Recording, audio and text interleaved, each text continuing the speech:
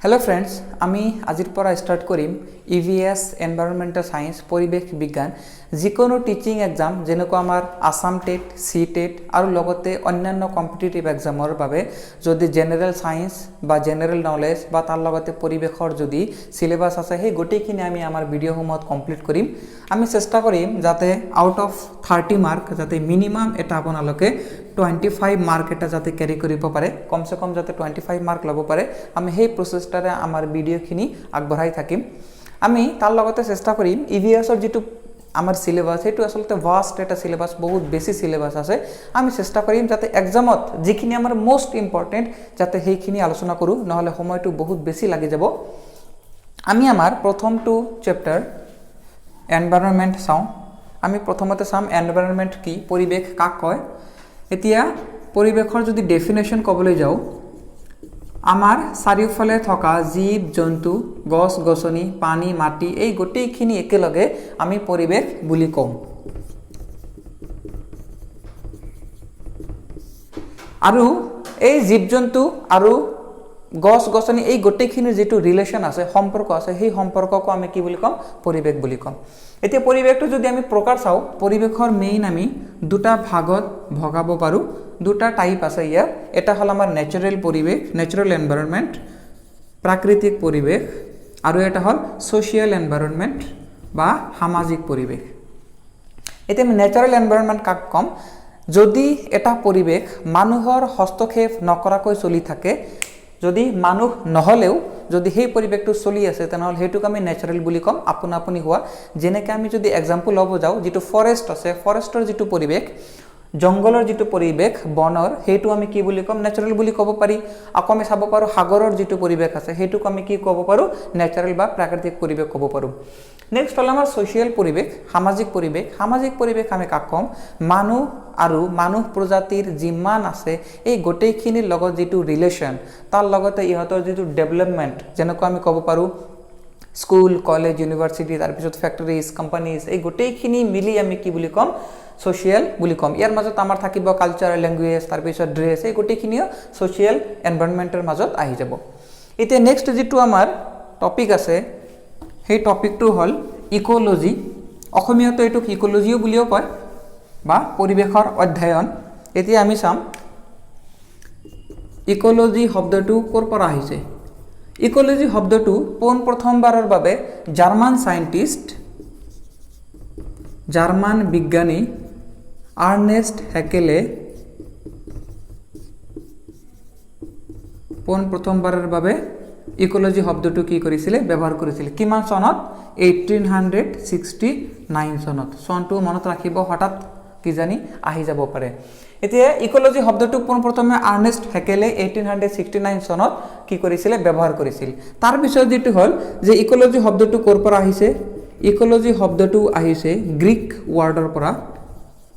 Greek শব্দৰ পৰা Greek শব্দটো কি আছিল ওইকস মানে হল স্টাডি বা অধ্যয়ন আৰু এটা আছে ওইকস লগোস মানে হল হাউস ঘৰ। ওইকস লগোস গ্ৰীক শব্দটোৰ পৰা আমাৰ কি আহিছে ইকোলজি শব্দটো আহিছে যেটোৰ অৰ্থ হল স্টাডি অফ হাউস মানে ঘৰৰ অধ্যয়ন। আমি ওভাৰঅল যদি ইকোলজি ডেফিনেশনটো চাও ইকোলজি আমি কাক কম the study of animals living things and the relation with the non living things বা পৰিবেশৰ মাজত যিমান যি আছে গোটেইখিনিৰ যেটো সম্পৰ্ক থাকিব সেই সম্পৰ্কটোক আমি কি বুলি কম ইকোলজি বুলি কম। এতিয়া নেক্সট যেটো আমাৰ টপিক আছে হেতু হল আমাৰ ইকোসিস্টেম।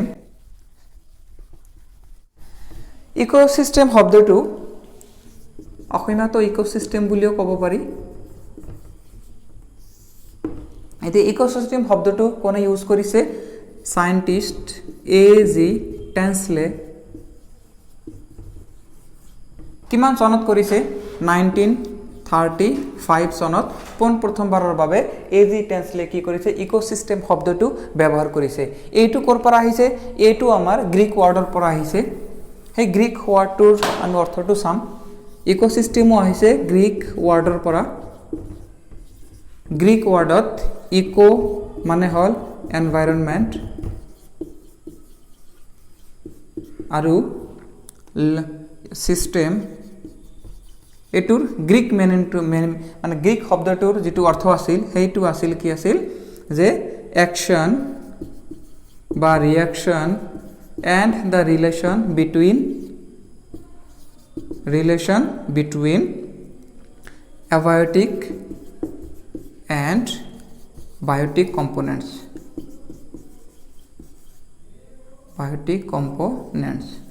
মানে হল যে গ্ৰীক শব্দটোৰ যেটো ইকো আছিল ইকো মানে এনভায়ৰনমেন্ট আছিল আৰু সিস্টেম শব্দটোৰ অৰ্থ আছিল অ্যাকশন ৰিঅ্যাকশন ক্ৰিয়া প্ৰতিক্ৰিয়া আৰু relation between abiotic and biotic components মানে জৈৱ আৰু অজৈৱ উপাদানৰ মাজৰ যেটো সম্পৰ্ক এই সম্পৰ্কটো সিস্টেম শব্দটোৰ অৰ্থ গতিকে এই শব্দটো গ্ৰীক শব্দ আমি কি মনত ৰাখিম ইকোলজি আৰু ইকোসিস্টেম দুটা শব্দই কৰ পৰা আহিছে গ্ৰীক শব্দৰ পৰা আহিছে প্ৰথমটো কোনে দিছিল আৰ্নেষ্ট হেকেল প্ৰথমটো শব্দ ইউজ কৰিছিল ইকোলজি আৰু ইকোসিস্টেম কোনে ইউজ কৰিছিল এ জি টেন্সলে তাৰ পিছত আমাৰ নেক্সট টপিকটো যাম এতিয়া আমি চাম ইকোসিস্টেমৰ আমি যদি প্ৰকাৰ চাবলৈ যাও ইকোসিস্টেম আমি মেইনলি ইকোসিস্টেমক দুটা ভাগত ভগাব পাৰো নাম্বাৰ 1 যদি চাও ন্যাচাৰাল ইকোসিস্টেম আৰু নাম্বাৰ 2 ত আমি যাও ন্যাচাৰাল ইকোসিস্টেম আৰু এটা হল আমাৰ আৰ্টিফিশিয়াল ইকোসিস্টেম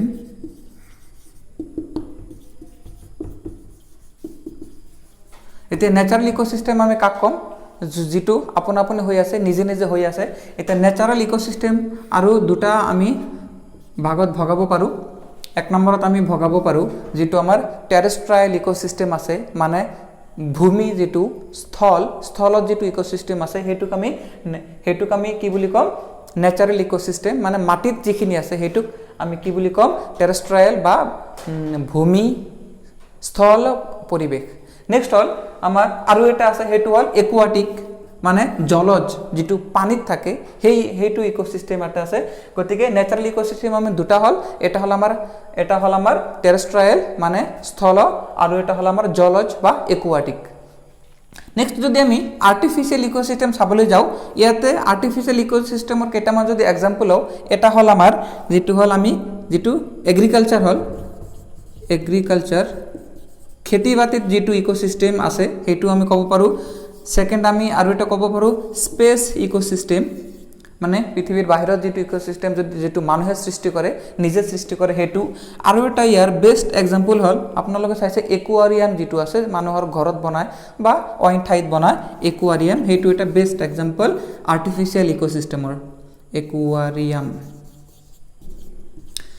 এতিয়া ইয়াৰ ইকোসিস্টেমৰ যদি আমি প্ৰকাৰখিনি জানিলু তাৰ পিছত আমাৰ যেটো টপিক আছে হেতু হল ইকোসিস্টেমত কি কম্পোনেন্ট আছে ইকোসিস্টেমৰ মেইন কম্পোনেন্ট হল আমাৰ দুটা এটা হল বায়োটিক আৰু অ্যাবায়োটিক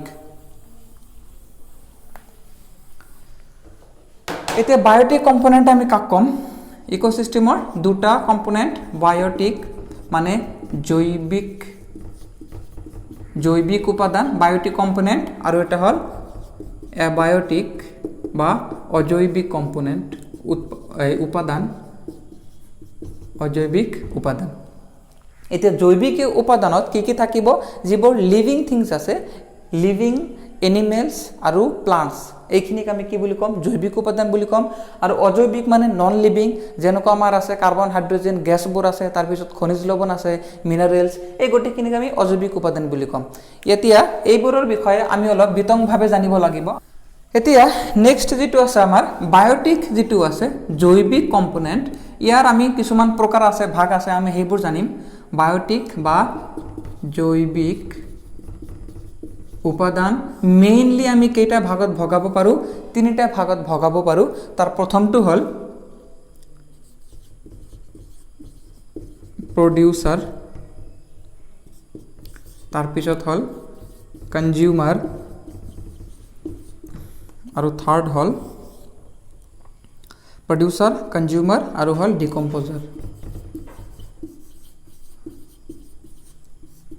এতিয়া প্ৰডিউসাৰ আমি কাক কম যোনে নিজৰ খাদ্য নিজে প্ৰস্তুত কৰিব পাৰে যেনেকৈ আমাৰ কি আছে প্ৰডিউসাৰ এটো হল উৎপাদক এতিয়া উৎপাদক আমি যদি এক্সাম্পল লওঁ, প্ৰথম যেটো উৎপাদক সেইটো হ'ল আমাৰ প্ৰথম মানে ওভাৰঅল প্লান্টস, মানে তৃণ বা গছ গছনি এইবোৰ কি কৰিব পাৰে ফটোসিনথেসিসৰ জৰিয়তে প্লান্টছে নিজৰ খাদ্য নিজে প্ৰস্তুত কৰিব পাৰে। সালোক সংশ্লেষণ, ফটোসিনথেসিস, সালোক সংশ্লেষণ। প্লান্টছৰ মাজত আৰু কিছুমান কি আছে, ব্যাকটেৰিয়া আছে, ব্যাকটেৰিয়া যোনে কি কৰিব পাৰে, এই ফটোসিনথেসিসটো কৰিব পাৰে, সালোক সংশ্লেষণ কৰিব পাৰে। যদি আমি এক্সাম্পল ল'ব যাওঁ, এটা ফটোসিনথেসিস কৰিব পৰা এটা ব্যাকটেৰিয়া হ'ল সায়ানোব্যাকটেৰিয়া। সায়ানোব্যাকটেৰিয়া এটা হ'ল আমাৰ প্ৰডিউচাৰৰ এটা এক্সাম্পল, আৰু ই নিজে কি কৰিব পাৰে, ফটোসিনথেসিস, সালোক সংশ্লেষণ কৰিব পাৰে। নেক্সট হ'ল আমাৰ কনজিউমাৰ, মানে উপভোক্তা। উপভোক্তা আমি কাক কম, যিয়ে নিজৰ খাদ্য নিজে প্ৰস্তুত কৰিব নোৱাৰে, মানে ই নিজৰ ফুড নিজে প্ৰডিউস কৰিব নোৱাৰে। ই কি কৰে, বেলেগৰ ওপৰত ডিপেন্ড কৰে, মানে স্পেশালি কাৰ ওপৰত ডিপেন্ড কৰে, প্ৰডিউচাৰৰ ওপৰত ডিপেন্ড কৰে, ডাইৰেক্টলি বা ইনডাইৰেক্টলি। ইয়াৰ আমি আৰু ভাগ আছে, সেইকেইটা আমি ইয়াৰ পিছত কৰিম। এতিয়া উপভোক্তা কাক কম, যিয়ে কি কৰে, প্ৰডিউচাৰৰ ওপৰত ফুড হিচাপে, ফুড কাৰ পৰা লয়, প্লান্টছৰ পৰা লয় বা উৎপাদকৰ পৰা লয়, প্ৰডিউচাৰৰ পৰা লয়, তাক আমি কি বুলি কম, উপভোক্তা বুলি কম। ই কনজিউম কৰে ফুড। আৰু নেক্সট লাষ্ট যেটো আছে ডিকম্পোজাৰ, বিয়োজক কাক কম, যেতিয়া উৎপাদক আৰু উপভোক্তা এই দুয়োটা কি কৰিব পাৰে, এই দুয়োটা যেতিয়া মৰিব বা ডিকম্পোজ কৰিবলৈ যেতিয়া কি কৰিম, আমি বিয়োজককেইটা ডিকম্পোজ কৰাত সহায় কৰিব। তাতে যিবোৰ জটিল যৌগ আছে, কমপ্লেক্স যিবোৰ মলিকুল আছে, সেই আমি কি কৰিম, মলিকুলবোৰক কি কৰিম, জটিল যৌগবোৰক এই বিয়োজকে সৰল অজৈব যৌগলৈ ৰূপান্তৰ কৰে। আৰু বিয়োজক কেতিয়া ইউজ হয়, যেতিয়া এই দুটা কি কৰিব, মৰিব, তাৰপিছত এইকেইটা কি কৰিব, বিয়োজিত কৰিব, মানে ডিকম্পোজ কৰিব। গতিকে এই তিনিটা আমাৰ কি আছিল, মেইন যেটো পাৰ্ট আছিল, মেইন টাইপ আছিল। এতিয়া ইয়াৰ ভিতৰত আকৌ আছে আৰু এটা আমি ট্ৰফিক লেভেলৰ ওপৰত যদি আমি ভাগ কৰোঁ, তেনেহ'লে আমি দুটা ভাগত ভগাব পাৰোঁ। এটা হ'ল অটোট্ৰফছ, মানে অটোট্ৰফছ আমি কাক কম, যিয়ে নিজৰ খাদ্য প্ৰস্তুত কৰিব পাৰে, যেনেকুৱা আমাৰ কি আছিল, উৎপাদক আছিল, প্ৰডিউচাৰ আছিল। আৰু এটা হ'ল হেটাৰট্ৰফছ, এইটো কি কৰিব পাৰে, নিজৰ খাদ্য প্ৰস্তুত কৰিব নোৱাৰে। এইটো কাৰ ওপৰত নিৰ্ভৰ কৰিব, অটোট্ৰফছৰ ওপৰত নিৰ্ভৰ কৰিব বা প্ৰডিউচাৰৰ ওপৰত নিৰ্ভৰ কৰিব। এতিয়া নেক্সট যেটো আমাৰ মোস্ট ইম্পৰ্টেণ্ট টপিক, সেইটো হ'ল আমাৰ ট্ৰফিক লেভেল বা এনাৰ্জি পিৰামিড যেটো আছে, সেইটো প্ৰতিটো এক্সামত এটা নহয় এটা এটলিষ্ট এটা কুৱেশ্যন আপুনি ইয়াৰ পৰা পাব। এতিয়া সেইটো আমি বিতংভাৱে কি কৰিম, ইয়াতে ডিছকাছ কৰিম চিত্ৰৰ সহায়ত। এইটো আমি চাওঁ, প্ৰথমতে আমি এটা এনাৰ্জি পিৰামিড ড্ৰ কৰোঁ। এনাৰ্জি পিৰামিড, শক্তি পিৰামিড, এনাৰ্জি পিৰামিড, বাকি কম আমি শক্তি পিৰামিড। ইয়াতে কি থাকিব, কেইটামান এনাৰ্জি যেটো লেয়াৰ আছে, শক্তিৰ স্তৰ আছে, সেইটো থাকিব। প্ৰতিটোক আমি কি কম, এটা এটা ট্ৰফিক লেভেল বুলি কম। ইয়াতে মেইনলি কেইটা থাকে, 4টা ট্ৰফিক লেভেল থাকে। এইটো হ'ল traffic level 1, traffic level 2, traffic level 3 আৰু ট্ৰফিক লেভেল 4। এই গোটেইকেইটাৰ একেবাৰে যেটো তলত ফাৰ্ষ্ট ট্ৰফিক লেভেল আছে, এইটো আমাৰ কি হ'ব, এইটো হ'ল অটোট্ৰফছবোৰ ইয়াতে থাকিব। অটোট্ৰফছ যোনে নিজৰ খাদ্য নিজে প্ৰস্তুত কৰিব পাৰে, এইটো অটোট্ৰফক আমি কি কম, প্ৰাইমাৰী প্ৰডিউচাৰ, মুখ্য উৎপাদক। প্ৰাইমাৰী প্ৰডিউচাৰ, মুখ্য উৎপাদক। এতিয়া মুখ্য উৎপাদক আমি জাষ্ট ডিছকাছ কৰিলোঁ। ইয়াতে কি কি থাকিব, প্লান্টছ, গছ গছনি, তাৰপিছত কিছুমান ফটোসিনথেসিস কৰিব পৰা, সালোক সংশ্লেষণ কৰিব পৰা ব্যাকটেৰিয়া। আপোনালোকে যদি নোট বনাই আছে, মই যেতিয়া কৈ থাকোঁ তেতিয়া লিখি থাকিলে হ'ল। মই দুয়োটা ভাষাত লিখিবলৈ গ'লে মানে বৰ্ডটো কি হ'ব, কম পৰি যাব। নেক্সট হ'ল ইয়াৰ ওপৰত হ'ল আমাৰ প্ৰাইমাৰী। এই গোটেইকেইটা, এই তিনিটা কি হৈ যাব, হেটাৰট্ৰফছ হৈ যাব। হেটাৰট্ৰফছ। আৰু এই এটা মাত্ৰ কি আছে আমাৰ অটোট্ৰফছ। অটোট্ৰফছে নিজৰ খাদ্য প্ৰস্তুত কৰিব আৰু হিটাৰট্ৰফছে নিজৰ খাদ্য প্ৰস্তুত কৰিব নোৱাৰে সেকেন্ড ট্ৰফিক লেভেলত কি থাকিব আমাৰ প্ৰাইমাৰী কনজিউমাৰ মুখ্য উপভোক্তা উপভোক্তা মানে কি কৰিব ই উপভোগ কৰিব কি কৰিব ফুড উপভোগ কৰিব মানে নিজে প্ৰস্তুত নকৰে ই কি কৰিব ইয়াৰ ওপৰত ডিপেন্ড কৰিব নেক্সট হল আমাৰ প্ৰাইমাৰী পিছত হল আমাৰ সেকেন্ডাৰী কনজিউমাৰ বা গৌণ উপভোক্তা নেক্সট হল আমাৰ টাৰ্চিয়াৰী কনজিউমাৰ এটো হল তৃতীয়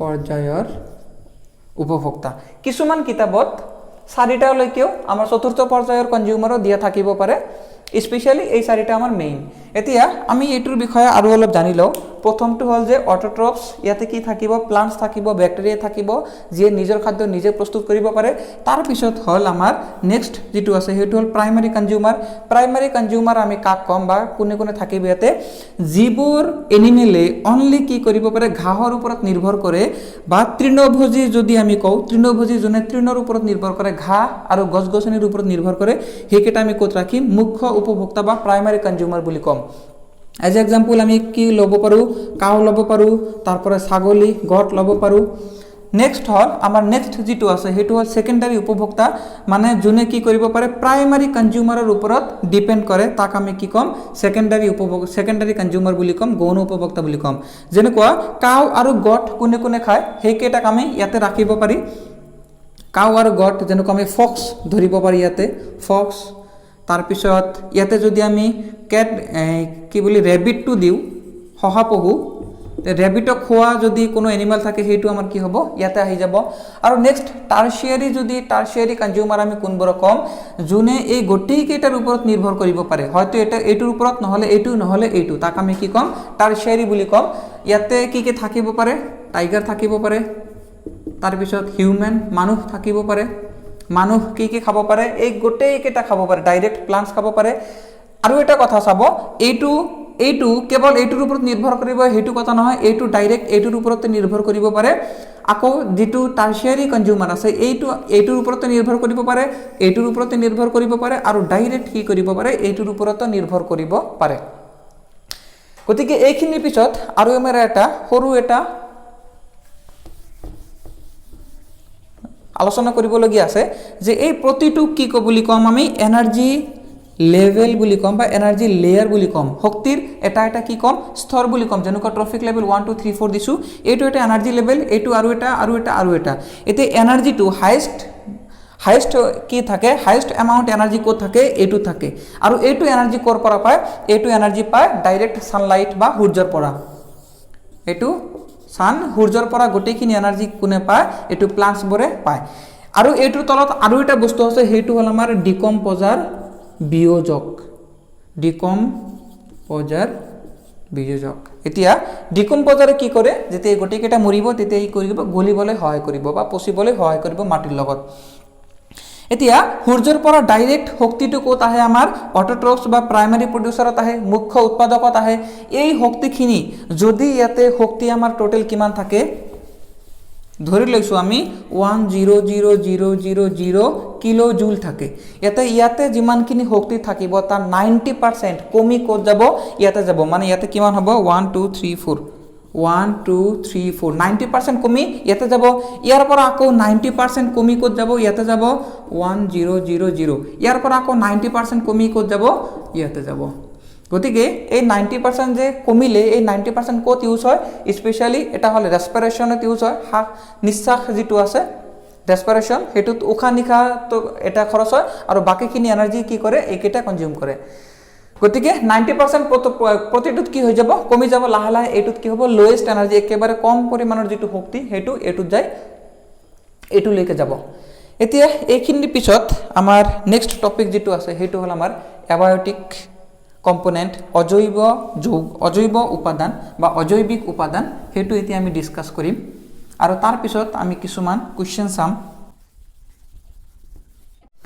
আমাৰ নেক্সট টপিকটো এবায়োটিক কম্পোনেন্ট বা অজৈব উপাদান, অজৈবিক উপাদান, অ্যাবায়োটিক কম্পোনেন্ট,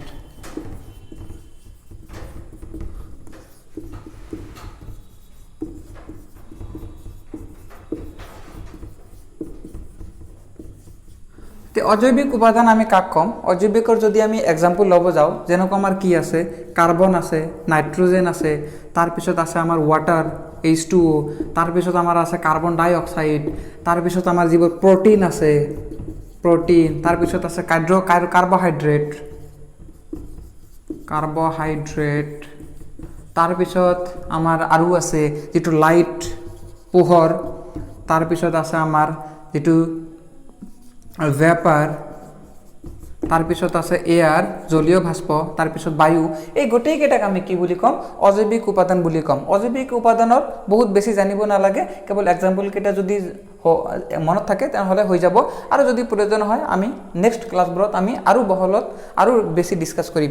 লগতে আৰু এটা কথা আছিলে যে অট'ট্ৰফছৰ যিটো অসমীয়া আছিল সেইটো মই লিখি দিওঁ। অট'ট্ৰফছ মানে নিজৰ খাদ্য নিজে প্ৰস্তুত কৰিব পৰা, এইটো আছিল স্বপুষ্টি,